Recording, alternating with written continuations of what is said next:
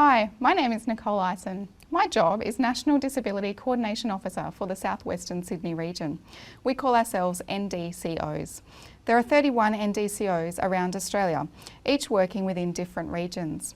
Our program is funded by the Australian Government and I'm hosted by the University of Western Sydney.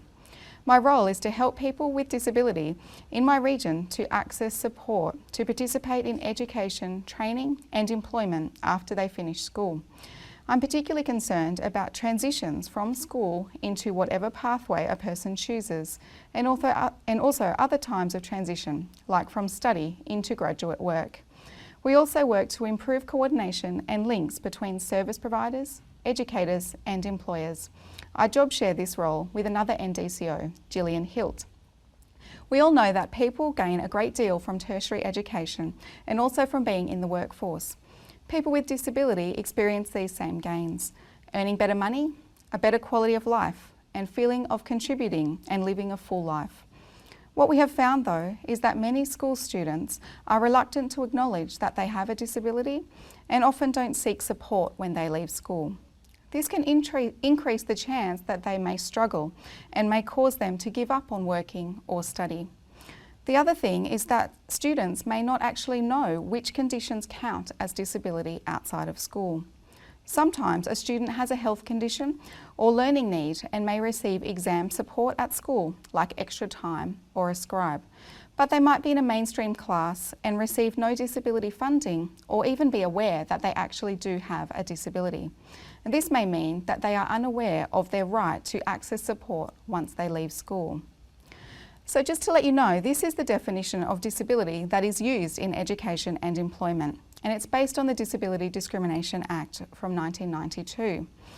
Disability means the total or partial loss of a person's mental or bodily functions, or total or partial loss of a part of the body, or the presence of organisms that can cause disease or illness, or disfigurement of a part of a person's body, or a learning disability, or a disorder or illness that affects a person's thought processes.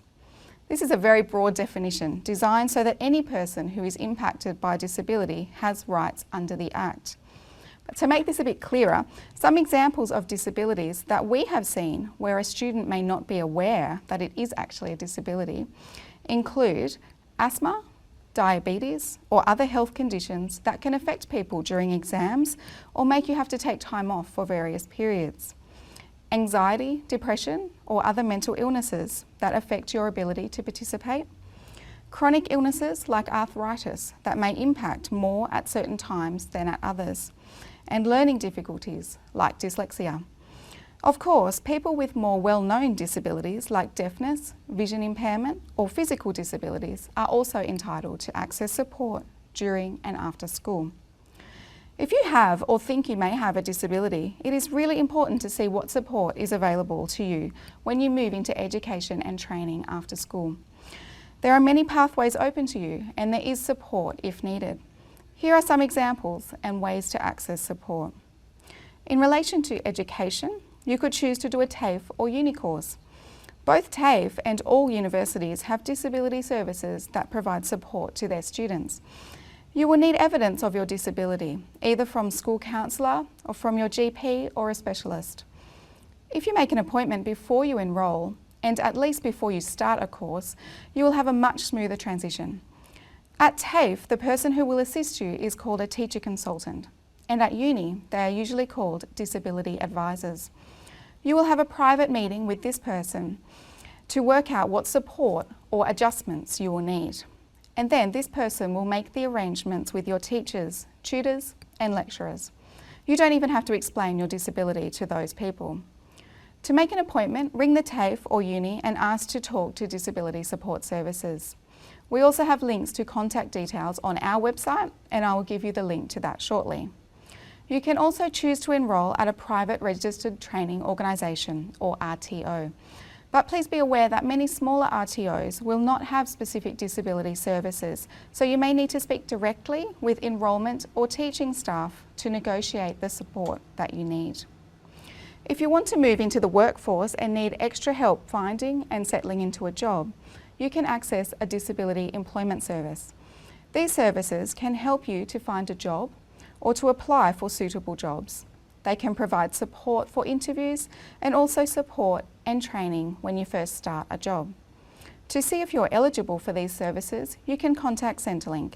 You may need a Centrelink assessment, and then if you are eligible, they will refer you to local services and you can choose the one that suits you. Another popular career choice is an apprenticeship or traineeship. The Disability Employment Service can help people with disabilities to look for and secure an apprenticeship or traineeship and access support. If a person with disability finds an apprenticeship for themselves, they can still access tutorial or mentoring support for the theory section of their training, and their employer may be eligible for extra funding for workplace modifications or equipment if they are needed. An Australian Apprenticeship Centre can facilitate this process through a program called the Disabled Australian Apprentice Wage Support Program. We have more information about this too on our website. For people with moderate to severe disability, there are programs that are run by the Department of Family and Community Services in New South Wales. They are called Transition to Work for students who need more time to get ready for a job, and Community Participation for those who may need an alternative to paid work in the longer term. And for both of these programs, you need an assessment during Year 12 at school. Your school counsellor, welfare officer, or a transition teacher can tell you more about this and organise the assessment if it's appropriate for you. Now, to learn more about your post-school options, here is the link to our website, which is called Get Ready for Study and Work. The link is www.uws.edu.au/NDCO. Now, this website is full of information, resources and useful links, and will be very useful as you consider your next move. You can download a number of free resources, including these ones. There's a number of transition planning guides and career toolboxes and a whole variety of information that's all available for your free download. If you, your parents or teachers have any questions, Jill and I would be very happy to help. Our contact details are also on the website, and also contacts for all of our colleagues in other NDCO regions. Good luck with your career planning and all the very best.